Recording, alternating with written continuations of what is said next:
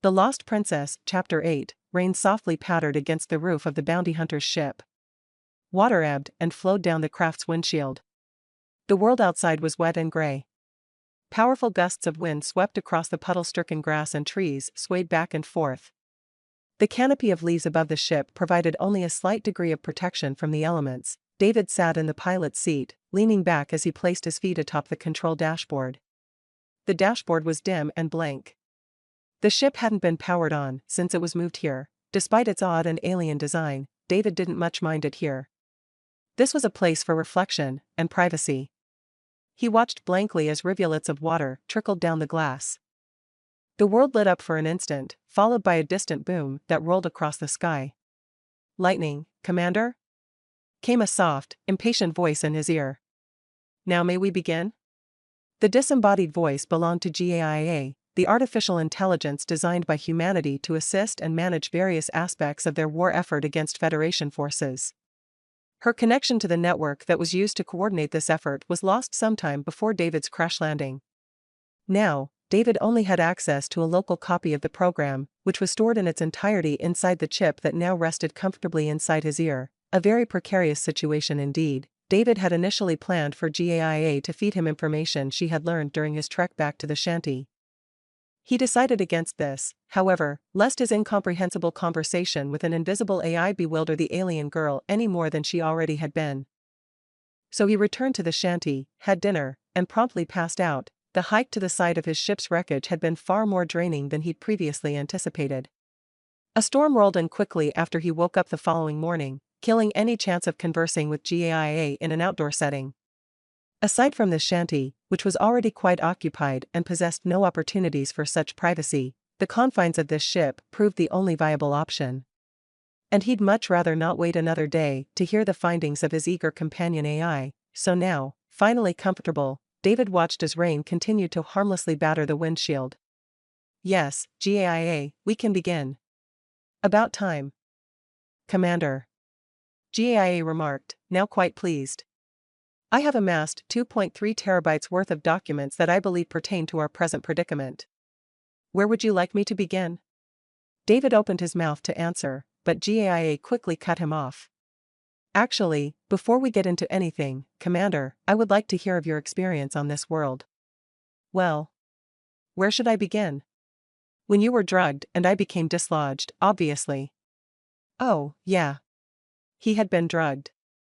David thought for a moment. "Well, I was taken in by members of this world's inhabitants. 3 of them, to be precise. I woke up, strapped to a table. They tried to interrogate me, but when that couldn't work, they didn't seem to know what to do with me. One of the females, at least, I think she's a female, decided to tend to my wound." "Was she one who walked with you back to the cabin?" "Yes," David replied suspiciously. "How did you know?" There was a pause. "Nothing in particular." David shook his head. "Sure. And I can confirm that our person of interest does belong to the female persuasion." David chuckled. "Thanks, GAIA. Serving mankind since 3000. She repeated humorously, a worn-out slogan used to publicize GAIA back in the Dominion. "And what then?" "Soldiers, bounty hunters, guardsmen, I'm not sure. Whoever they were, a bunch of them showed up and attacked the shack." David recalled. "I fought them off. They're tough, you know, stronger than any Federation soldier I've come across." "So that happened." "Since then, I've mostly just been working with my captors. Trying to get to know them better. Finally made the trip to find you yesterday." GAIA went quiet for a period. "Thank you, David. It appears I have a great deal to process." "Well, enough about me," David said after some time.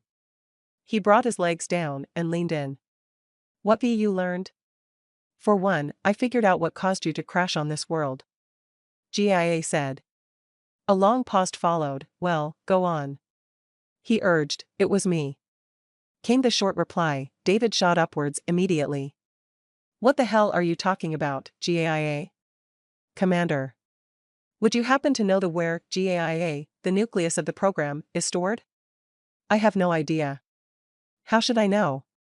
"You shouldn't. GIA said. Actually, it's quite literally impossible for me to tell you.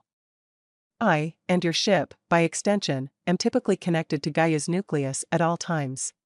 While scrutinizing your ship's flight logs, I noticed an abnormality. David's anger turned into intrigue. What kind of abnormality? The moment before your flight plan to Eden 4 was finalized, GAIA, myself, I suppose, received a large signal burst originating from the nucleus.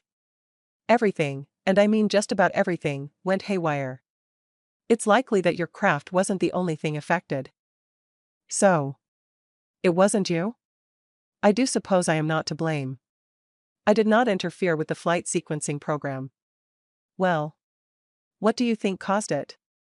David sat back down. I'm not sure, Commander. Perhaps it was power overload.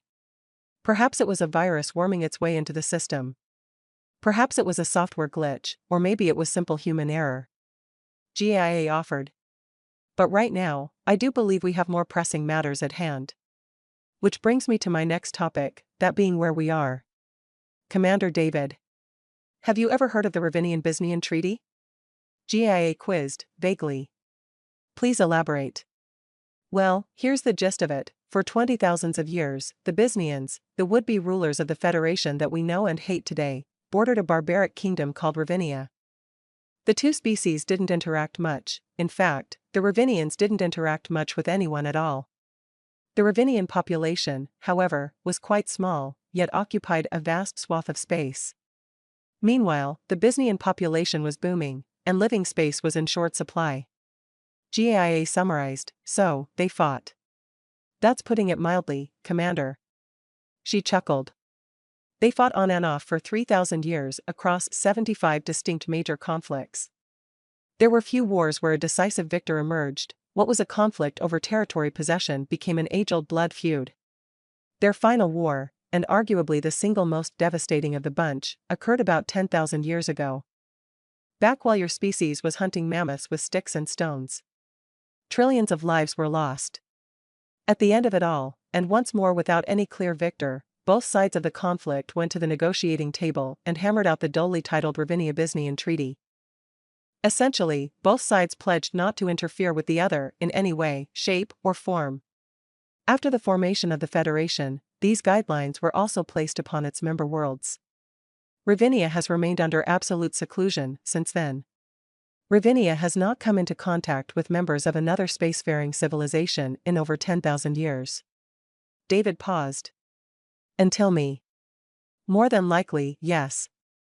GIA affirmed.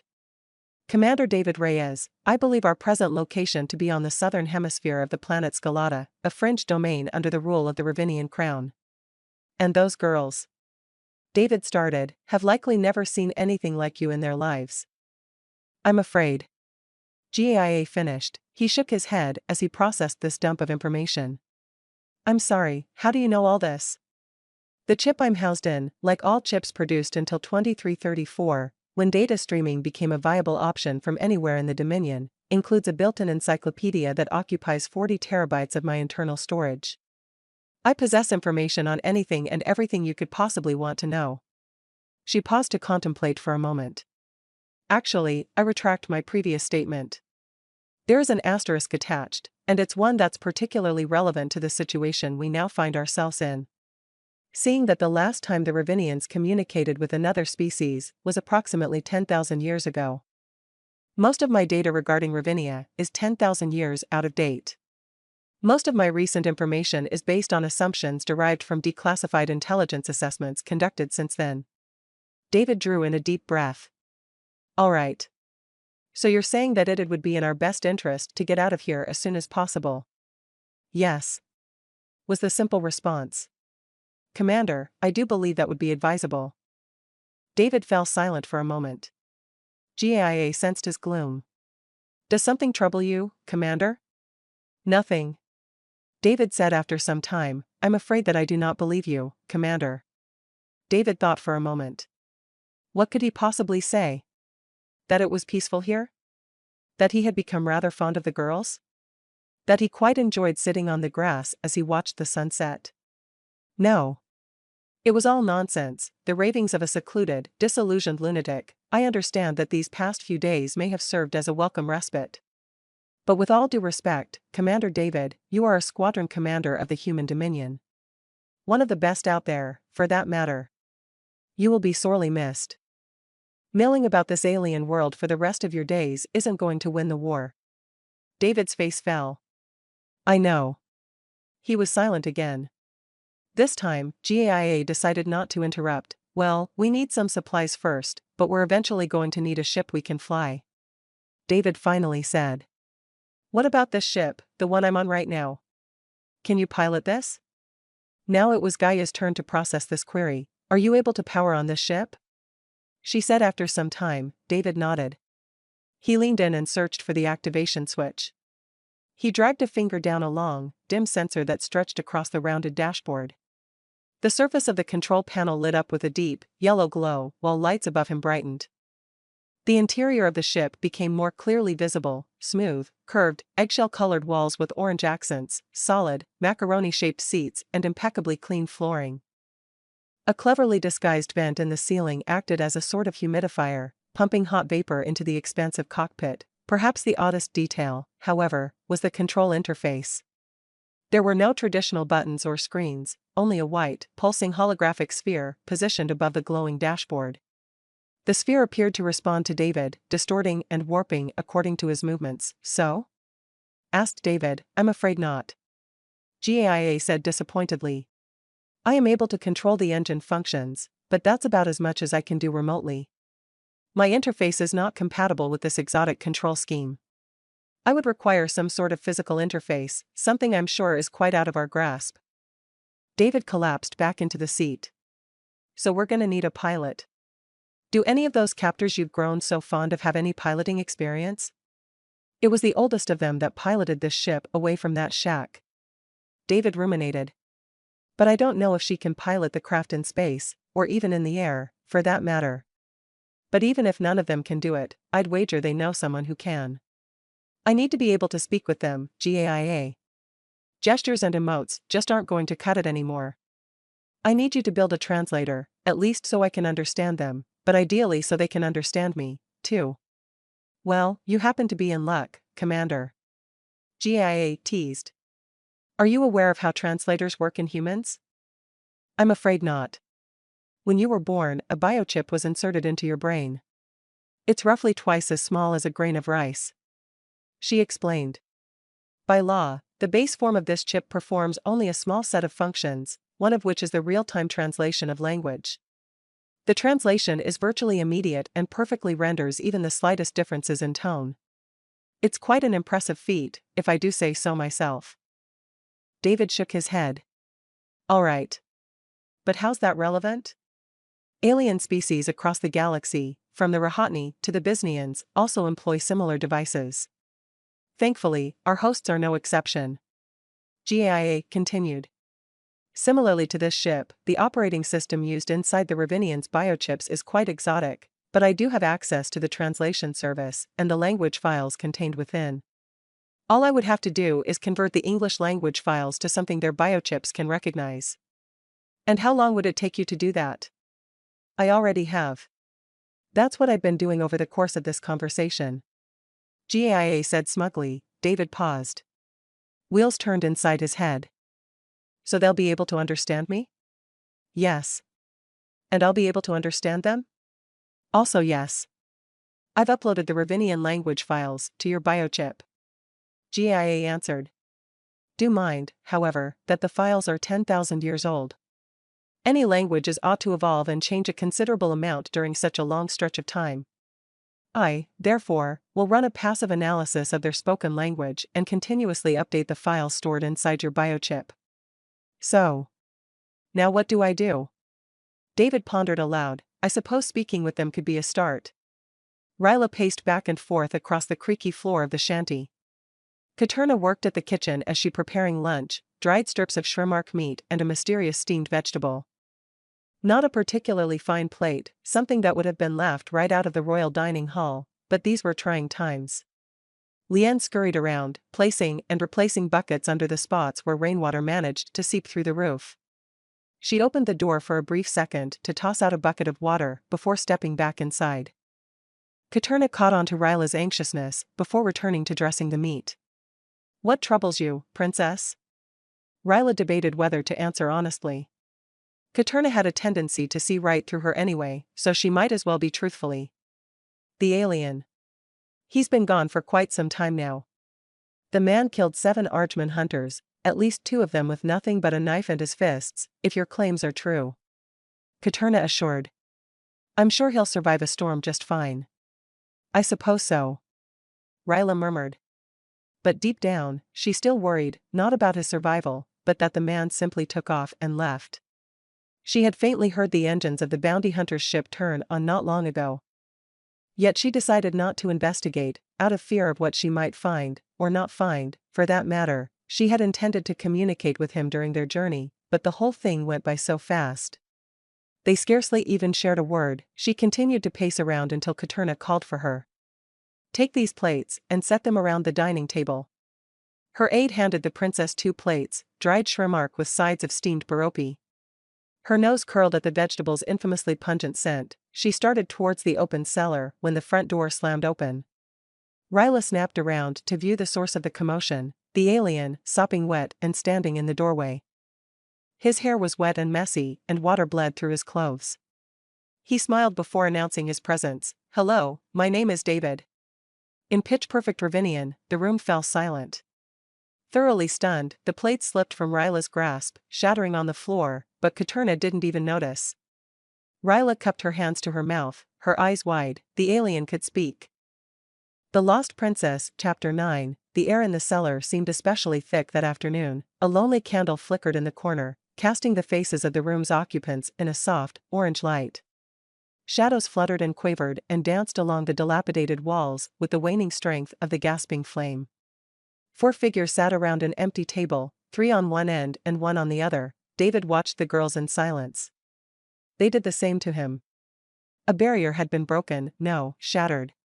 Perhaps he had been too brazen in introducing himself to them without so much a warning. Now they eyed him with curiosity and renewed edginess, almost as if they feared what he would say. His previous relationship with the girls now seemed so fragile. Things were serious. 1 wrong sentence could mean the destruction of their bond and a less than graceful exit, but perhaps David, for once, had misinterpreted the situation. Ryla's posture stiffened as his wary gaze fell across her. She feared not what the alien, David, would say, for his amicable character had become quite plain through his actions. In fact, she feared what she would say, or could say, for that matter. How would he react to learning that she, Ryla Caletta, was the lost princess of Ravinia? The princess of Ravinia, living in such destitution. Absurd. 1 glance at Katerna and Lien indicated that they felt the same way. Though they were more concerned about simply whether to tell it, let alone how to tell it. Katerna herself had actually convened in private with Ryla prior to this sit-down, in hushed whispers, for the first time while in the presence of the alien, in which she placed the burden of telling David the unfortunate truth behind their exile squarely on the shoulders of the princess in exile.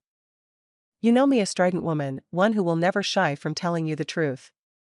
Your mother placed upon me the duty of safeguarding you, through thick and thin. And I have not failed yet in that endeavor. But this, princess, is your decision. I know I can personally attest to his agreeable and cooperative persona, but exposing him to the truth can sow seeds that grow and bloom into a blossom most fatal, even if its poison may take years to manifest. In this uncharted territory, we cannot afford to tread lightly." David. Such a strange word. Her gaze went back to David and she intended to speak, but she found herself frozen. Her jaw, no matter how hard she tried, was simply unable to open. None of her aides dared to speak. The onus of initiating this discussion was thrust upon an increasingly circumspect David, and so David did, so. "I guess I'll go first, huh?" No response, not so much as a twitch. David nearly cowered into the floor at his clumsy attempt at breaking the ice. He forced down a hard gulp. "Well, my name is David. David Valdado Arturo Reyes, technically, but just David is fine with me." Still nothing. He scratched the back of his head. Eager to get over this introductory phase, he clapped his hands and began listing off factoids. "I'm a human. I was born in New Mexico, It's a place on Earth, which is my species' homeworld. I doubt you guys have heard of it. I'm 30 years old. I have two sisters, Jessica Reyes and Sandra Mendoza. I was drafted into the Dominion military back when I was 16. I started off as an infantryman during the Third Offensive. I got into the Starfighter Corps not long after and worked my way to becoming a commander. My fighter got hit with some sort of software glitch during a battle. Now I'm stranded here. More silence. For the first time since David entered the shanty, GAIA spoke up. Tough crowd. David ignored his AI companion. Luckily, the girls were unable to hear her. Still tense, he leaned back into his chair. Well, feel free to ask away. After some time, the youngest of the girls finally decided to respond. You say you were a soldier? It was odd. Even though her airy voice was perfectly clear, her mouth did not sync with the movement of her lips. Despite this, however, he still found her accent quite charming. What started as something that closely resembled Danish, which had since taken on a more Russian flair and a decidedly courtly cadence, that's correct. He nodded, trying to sound as professional as possible. And, for what it's worth, I still am. It's just a matter of getting back to my people. And you say you are a human? Asked the oldest of the bunch. That's also correct. Her voice was colder, more cautious. The woman looked to the youngest of the three, and then the other. Her focus returned to David. We have never heard of such a species. Thought you hadn't. David said. I've been told your kind hasn't contacted another species in some time. The other girl's eyes narrowed. How did you learn of this? David decided to be open. He removed GAIA from his ear and set the earpiece on the table in front of them. They examined the device curiously. She's like my friend, I guess. Turns out that she knows quite a deal about you guys, your kind, I mean.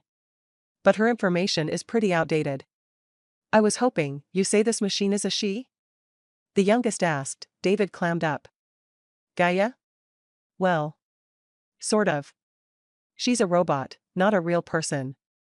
She's actually the one that made it so we can speak. It's all pretty complicated, just never mind her, for now. David cringed inwardly at this awkward statement as he shoved the chip into his pocket. He would certainly face a reprisal from GAIA that night, but that device is not a communicator, correct? You're right. David answered. Usually it is, but on this world, Scalata, I believe, I'm not able to speak or connect with my people. He drew in a deep breath. That's why I need you guys, to help me get off this world. So I can return to my kind and help them in our fight against the Federation. Silence again. David decided to be a bit more candid. I would like to thank you three for, well, not killing me, for one. His eyes locked with the youngest. Especially you, for helping nurse me back to health. It means a lot to me, you know. His gaze swept back and forth across the three girls. I don't know how conversations are conducted on this world, but back on my world, it's customary to relate some information about yourselves after the guest has finished introducing himself. Ryla's eyes went to Katerna to her left and Lien on her right. Her focus returned to the human. What would you like to know, David? She said at last. Well, your names would be a start. Was his response. A knot formed in Ryla's stomach. Her eyes went to the corner of the table. The wood there was still discolored with the blood of a bounty hunter. She shuddered. On that terrible night, he could very easily have given up her and her aides in exchange for transport. But he didn't.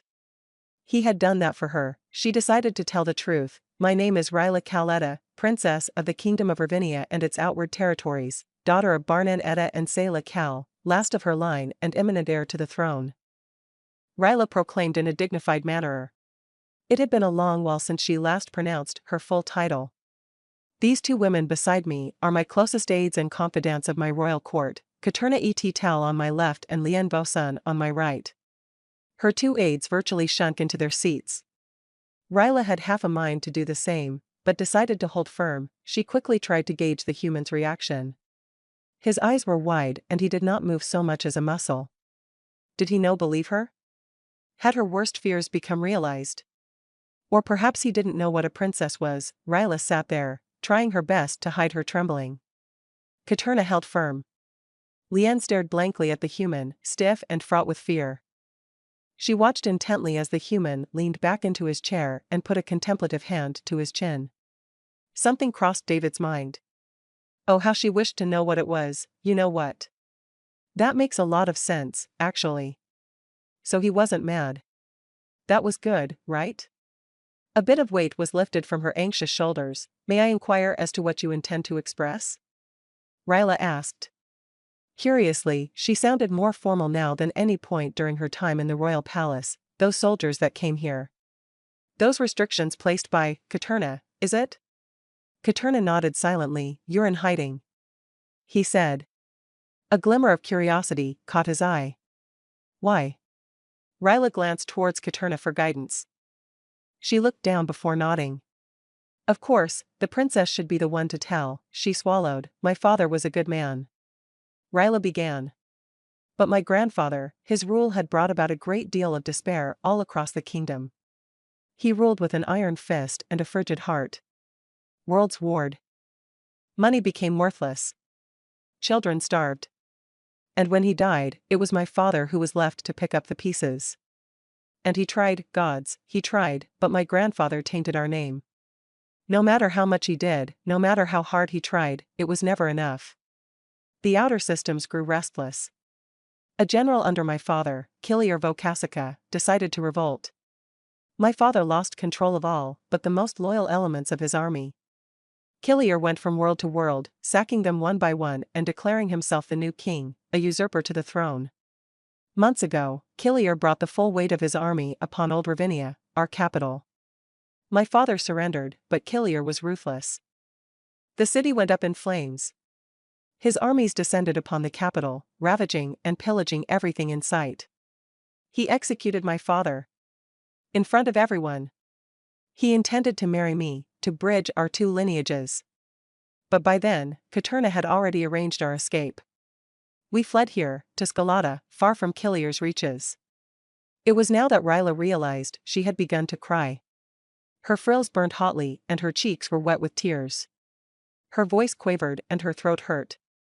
She tried to continue, but she simply couldn't. There was silence for a long while. The orange candlelight flickered. Ryla felt Katerna's reassuring hand clasp her shoulder. She sniffled. David became deathly quiet. I'm sorry, Ryla.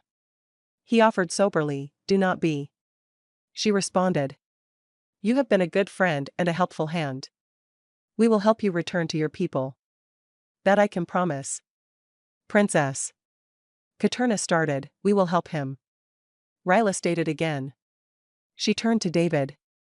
Without you and your help against those hunters, who knows where we would be this very instant. You saved my life, our lives, David, and I hope our aid in achieving your endeavor will serve as a suitable act of compensation. Thank you, Princess. David acknowledged. He turned to Katerna. That ship out there, can you fly it? Yes, but I cannot pilot it beyond our kingdom's borders. It will require modification made to its computing unit. I know a trustworthy man who can make such modifications. To get there, we're going to need more fuel. She replied. There is a large depot in a system not far from Scalata. We will be able to refuel there. But first, we need supplies. There is a village to our north that possesses the supplies we need. We will go there tomorrow, once this storm lets up. David smiled, but his muted joy faded once he peered at the distraught princess. A pang of sorrow struck his heart, he solemnly nodded. That sounds like a plan to me. The Lost Princess, Chapter 10, Ryla and Katerna started for Darnan early the following morning. Though the rain had ceased sometime overnight, a blanket of dark, thick clouds continued to menace the valley. The whipping winds had also fizzled out, allowing an uneasy stillness to take hold. The leaves did not rustle, the birds did not call. The forest, which had seemed so lively not a week ago, now seemed no more alive than the vacuum of space. Their sandals plodded through the mud as the two trudged down the trail. It hadn't been long before Ryla realized that she hated the sensation. Both women carried large, brown sacks, empty, save for something to eat while moving. Despite the muddy trail, the two were actually making solid pace. At this rate, they were due to arrive at Darnan by the mid-afternoon. Ryla had initially suggested using the bounty hunter's vehicle to traverse most of the distance, but Katerna insisted against such a plan. The craft was aerial by nature, rocketing through the sky in the ship would certainly draw ire, and something even worse, attention. The unruly weather, coupled with Katerna's relative inexperience in piloting dropships inside an atmosphere, could have made for a deadly combination. Odd, considering it was she who insisted she could pilot the human to the fuel depot, so they walked. They walked in silence for most of the journey. Broken up only by intermittent conversation, perhaps a bland remark about the weather, or possibly a pointless reflection about the human. A barrier had been erected between the two, invisible, yes, yet very tangible indeed. Ryla, on her own accord, had recently divulged just about everything regarding their present predicament. Katerna was notoriously difficult to read, but one glance at the woman would relate to an observant eye all he or she could possibly want to know. Her shoulders seemed a little more slumped than usual, her gaze more blank, her frills a dull yellow. A paradigm shift occurred during the previous day. The princess, for possibly the first time in her young life, asserted her authority. It was odd. Katerna had been hoping to see this from her princess for some time now. But now, it wasn't pride she felt, but an aching sense of remoteness. Like a Gundark mother watching its child step out of the den, for the first time. The queen's dying words came to Katerna, words whispered into her ear so many years ago, back when Ryla was but a child. Now, they seemed more relevant than ever. Ryla, on the other hand, felt rather empowered. There was a bit of pep in her step and her frills glowed pink with satisfaction. Divulging her past and her reality to someone other than her faithful aides had felt so invigorating. Even after bursting into tears in front of everyone, she somehow felt stronger than she had in a long time. A transformation had occurred in her. She exited that cellar not as a broken-down, sniveling fraud, but as a new woman, complete with a newfound sense of will and determination. She was, at long last, finally doing something. And, as it turned out, doing things felt quite good. I would like to go with you and David to the fuel depot, she announced suddenly. It took Katerna a moment to register the princess declaration. The assumption, perhaps Katerna's alone, was that Ryla would stay with Lien. It was only logical, after all. But pride had a way of swelling up and spilling over, a phenomenon especially common in the minds of headstrong princesses and other young members of royalty. Princess. I suppose I cannot object on principle, but may I inquire why? Katerna spoke carefully. I believe I need not remind you of the incredible risk such a course of action may pose to our well-being. We are secure here. We have a modest home that will draw no suspicion. The village of Darnan can provide for our material needs and perhaps, at some point in the future, our social ones, as well, all located within the bounds of the richest forest in our entire kingdom, complete with bountiful game, scenic vistas, and plenty of opportunities for outdoor excursions. You need not risk your life over an alien, as agreeable and charitable as he may be. Ryla frowned. Had her eldest aide suddenly become insane? Had she so quickly forgotten about that terrible night? How their refuge had nearly been totaled? How they slashed her face? Ryla made a concerted effort to not blow up then and there. Our hideout may be many things, but safe certainly isn't one of them, she said, clearly restraining herself. Katerna said nothing. They continued in silence, plodding through the muddy trail. Ryla glanced at her for the briefest of moments, and a twinge of regret crossed her heart. The woman's intentions were real and her love was genuine, but their current setup was simply untenable. There is no future for us here, Katerna, she continued softly. What is our endgame? To lay here in hiding for the rest of our days? To grow old and rot and die while time passes us by? You present me with two options: to be shackled to that vile man who calls himself a king, or to be shackled to a state of permanent limbo in these woods, fleeing and cowering at even the slightest sign of danger. Truthfully, I'm not sure as to which one I prefer. A few days ago, it was you who told me to act like a princess. This is me doing just that. We need to take a stand. Katerna stopped suddenly and swallowed. Your father thought the same. Look how far that got him. She regretted those words as soon as they came from her mouth. She didn't even turn to gauge the princess' reaction. But perhaps they were words she needed to hear. My father was a hero. Your father nearly brought us to an early demise.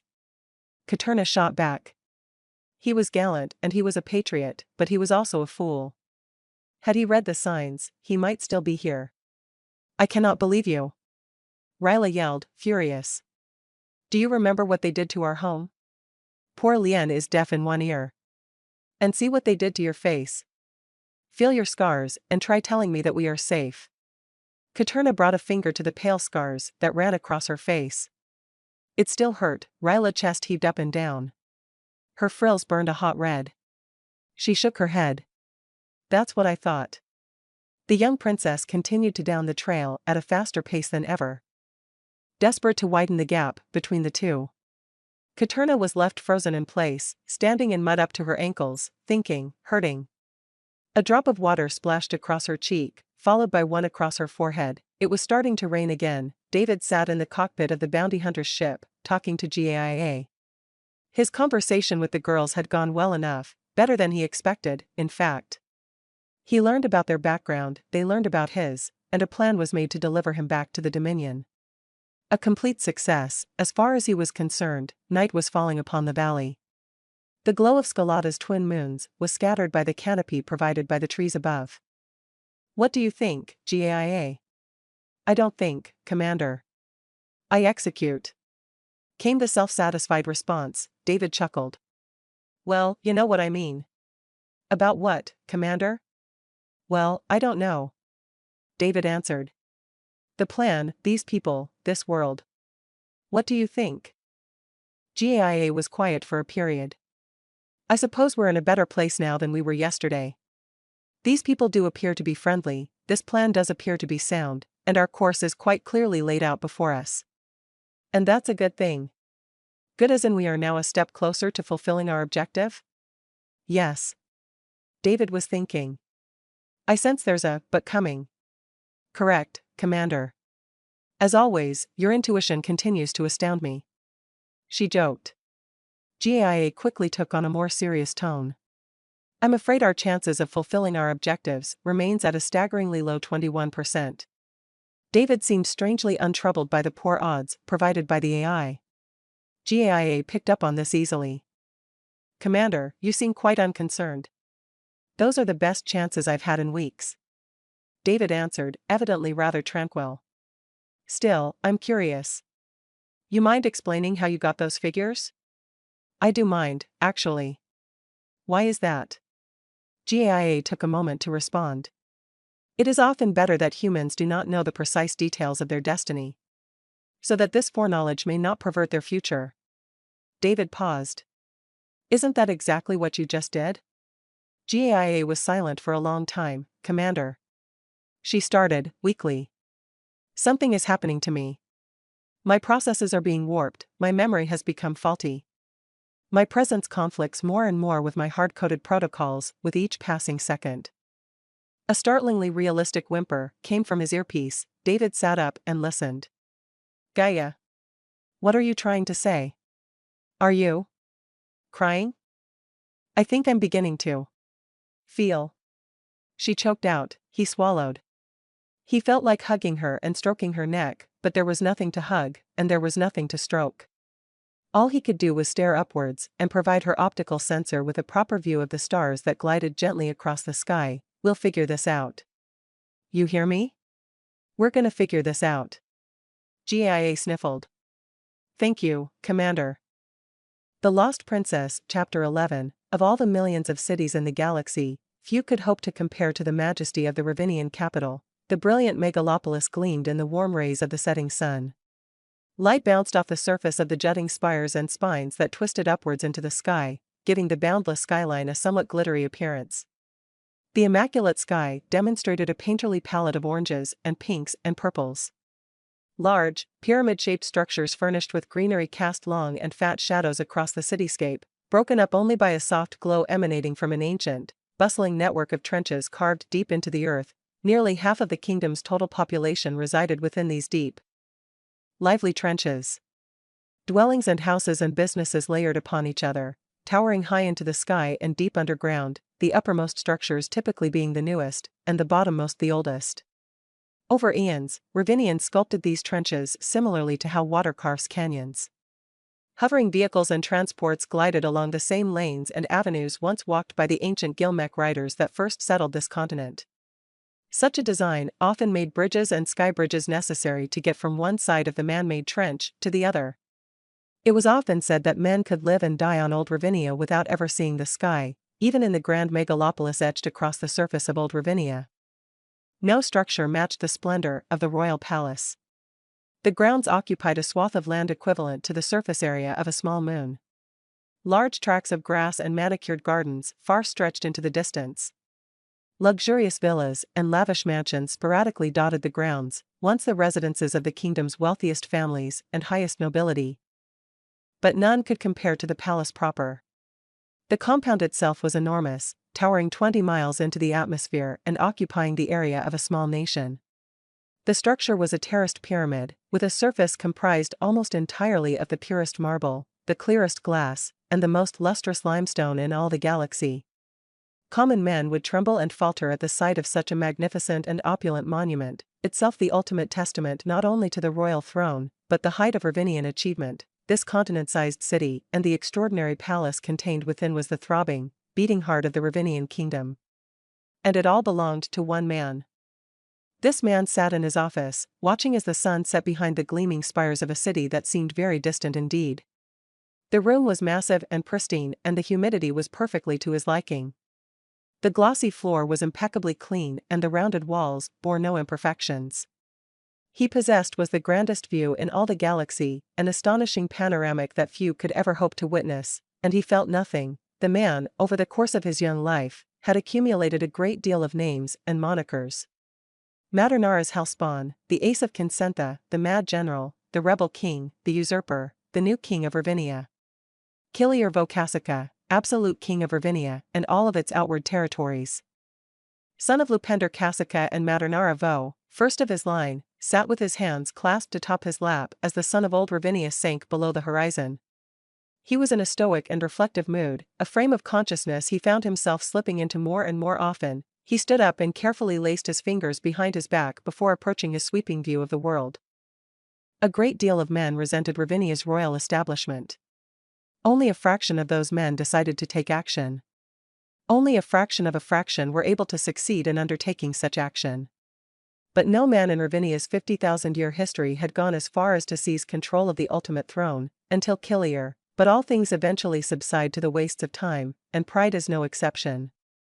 Over the months, the widespread admiration he earned and that initial sense of delightful satisfaction evaporated, giving way to that dulling monotony that invariably comes with the execution of typical royal duties. His revolution had been the epitome of a popular uprising. A disaffected populace. A foolish leader, a youthful, smart and stirring military strongman. It truly had been glorious. Joy and power overwhelmed him when he first walked through the halls of this palace, not a half-year ago. So how had he become so tired? His hard face twisted into a scowl. Ryla Caletta, now known among the mediascape and the general population as the fabled lost princess. She had escaped from the royal grounds with her closest aides shortly before Kilier brought the full weight of his army to bear upon Old Ravinia. The craft they escaped in exhibited no signature or designated destination. Kilier and his men had burst into the palace's bunker, expecting to find the old King Barnan and his prized daughter. All he found was a feeble, decrepit old man and a shattered transponder. The search, by his advisors' approximations, would take no more than a week. A week turned into a month, and a month turned into a year.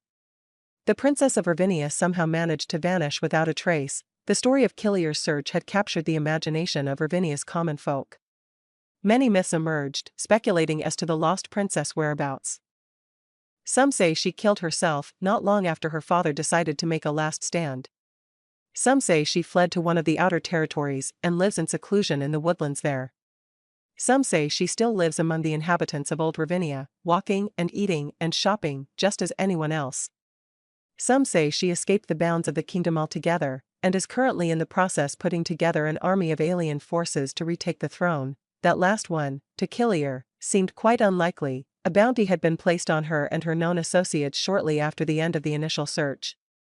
Bounty hunters, long suppressed by the previous king, were allowed to freely roam the furthest corners of the kingdom and upheave small towns.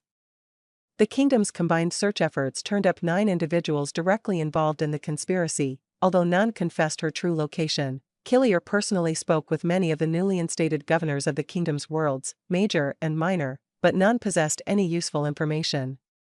There was even a period in which Killier, quite absent-mindedly, as he now recognized, suggested to his aides that he offer 10% of the kingdom's treasury. Obviously, such an inane proposition was quickly shot down by Killier's balanced cabinet, but though a king must have heirs, recovering her was not an absolute necessity. A great deal of women virtually threw themselves at him during his revolutionary campaign.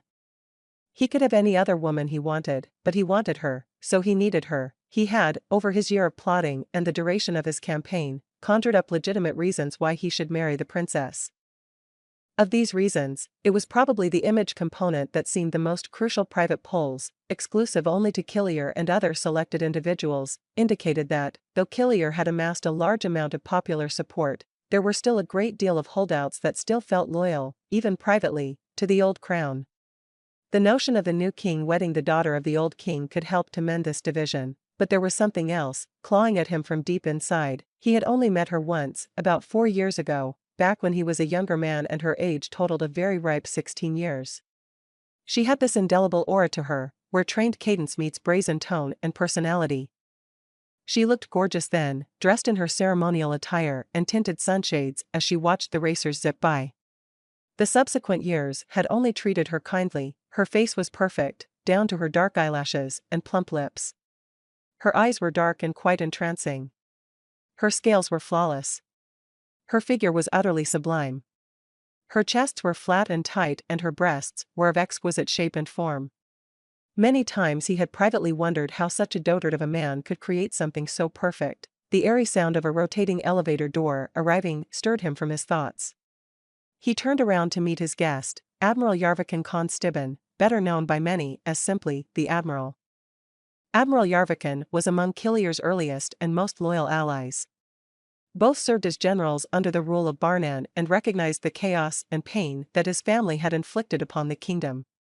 Now, the admiral acted as chief of the Ravinian army, and, as such, reported directly to Killier.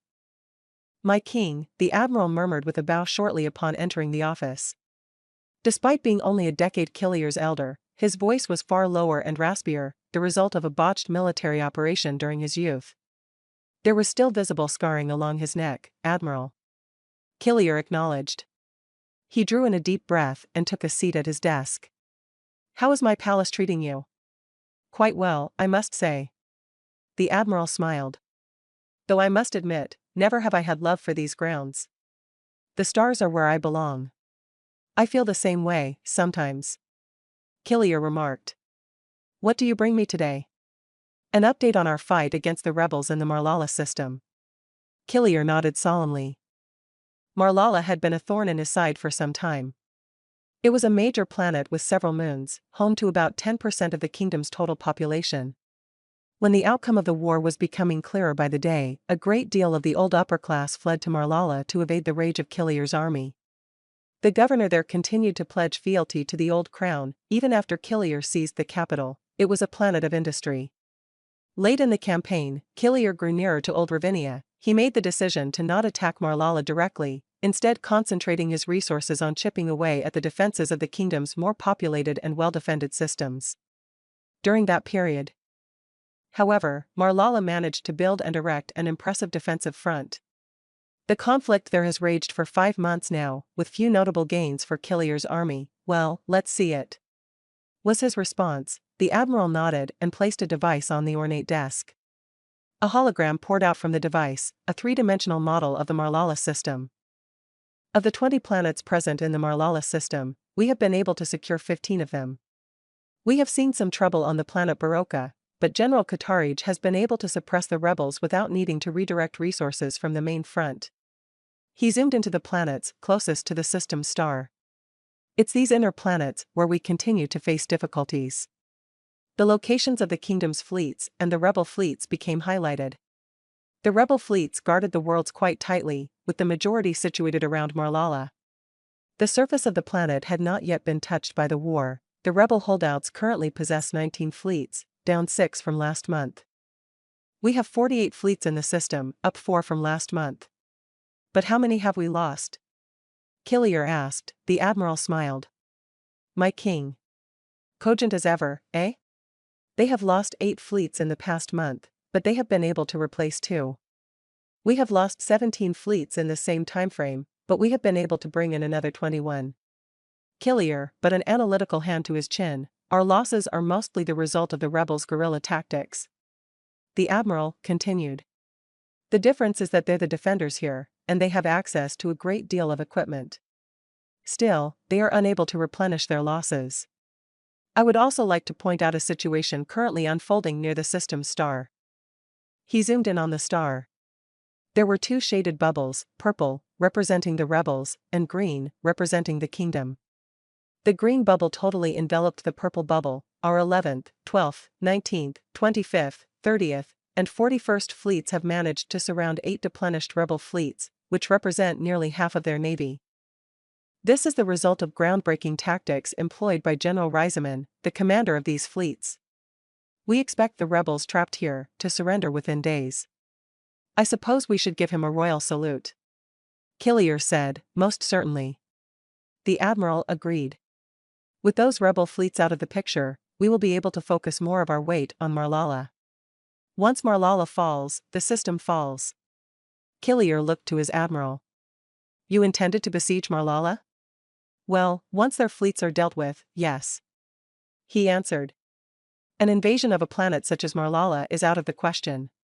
We could take their planet, yes, but I am not willing to risk 100 billion of our troops' lives in order to do so.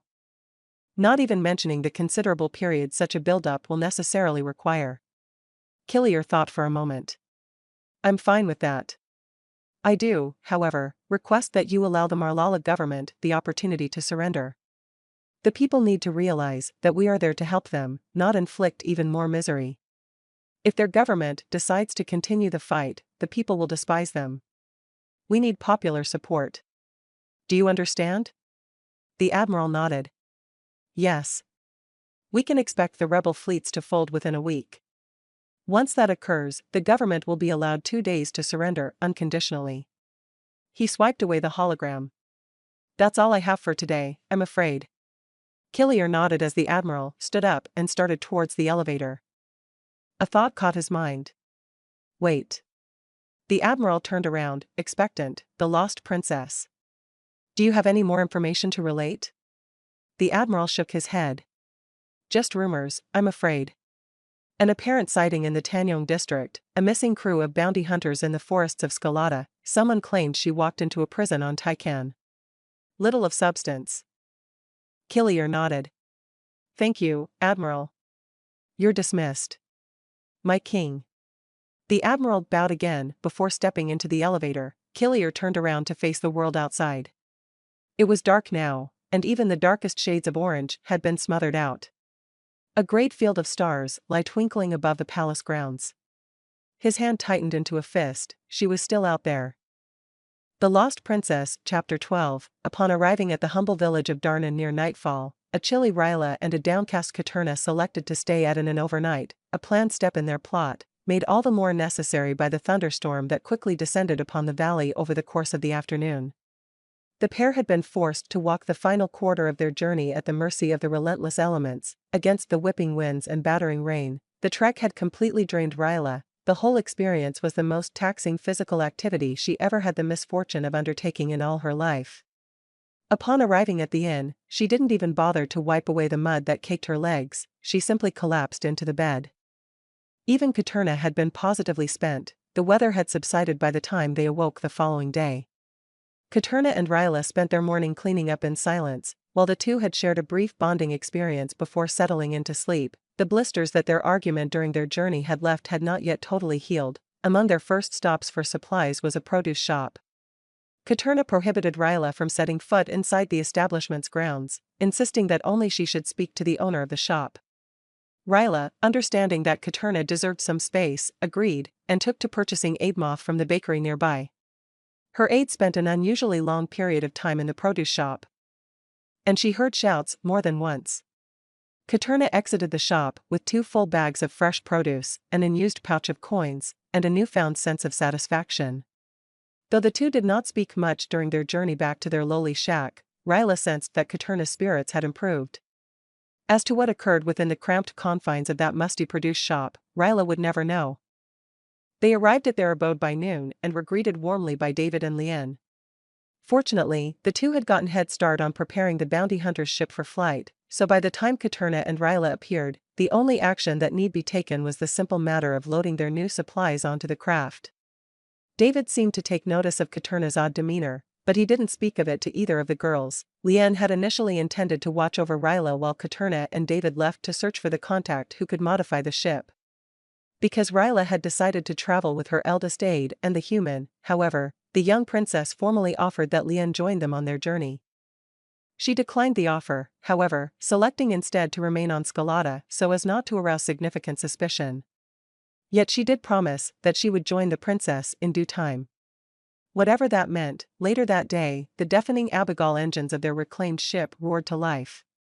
Ryla couldn't help but stare somberly at their rickety little shanty as it became smaller and smaller before finally vanishing behind a blanket of clouds. Over the past few months, she had gained a sort of affection for the poor thing, although, deep down, she hoped she would never have to see it again. They soon punched through the atmosphere of Scalata. It was an odd planet, no doubt, although it was only now that Ryla realized this. The majority of the planet's surface was covered in glaciers and ice. The only habitable region was a thin belt of green that stretched the length of its equator. David wondered, briefly, as to his fate had he crashed anywhere on the ice-capped regions, or even a few miles off of the girls' hideout. For that matter, chance can be a strange thing. Although Katerna initially struggled with the controls, much to the fright of David and Ryla, she managed to get a feel for the craft after only a few orbits. Ryla noticed that, within hours, David had already become quite adjusted to nauseating sensation that invariably accompanied space travel. To employ an odd figure of speech that David had used while packing the ship, which he then had to explain to the girls, this was far from his first rodeo. Within hours, the ship's console charted a course and entered the slipstream. Their course was clear, a 4-day trip to Barmanara Station, a fuel depot. The refueling process would take several hours, which they would use to restock on supplies. Then, the ship would disembark and begin a 7-day trek to the industrial world Marlala, where the trio would find Kanzo Mayuke, an apparent ally of Katerna, who possessed the ability to jailbreak their vehicle's operating system. From there, it was a matter of leaving the kingdom of Ravinia and heading towards Earth, the humans' homeworld. The days passed quickly. David took to learning all that could be gleaned from the bounty hunter's weapons that remained on this ship. He took a special interest in an electric baton, which he had taken to proudly carrying around the ship affixed to his waist, and an energetic sniper rifle that nearly punched a hole right through the hull of the ship. According to David, human weapons typically employed metal bullets rather than energetic ammunition, although he noted that the Ravinians' armaments were the most powerful energy weapons he had come across. At night, the nearest interstellar equivalent, that is, within mere days, poor Ryla's sleep schedule had been utterly wrecked. He would frequently lock himself away in private and speak with this amorphous GAIA character. The princess tried to listen in once, but struggled to make out what was being said. He treated this artificial intelligence not as a mere servant, but as a living, breathing person. There was a sort of strange beauty in it all, although Ryla opted to respect David's desire for privacy. Katerna, however, slipped back into that dejected mood that predominated before she conducted business with the owner of the produce shop. Her shoulders slumped and her frills were perpetually a shade of blue. Her anger and bitterness had left, replaced instead with an overwhelming sense of depression and melancholia.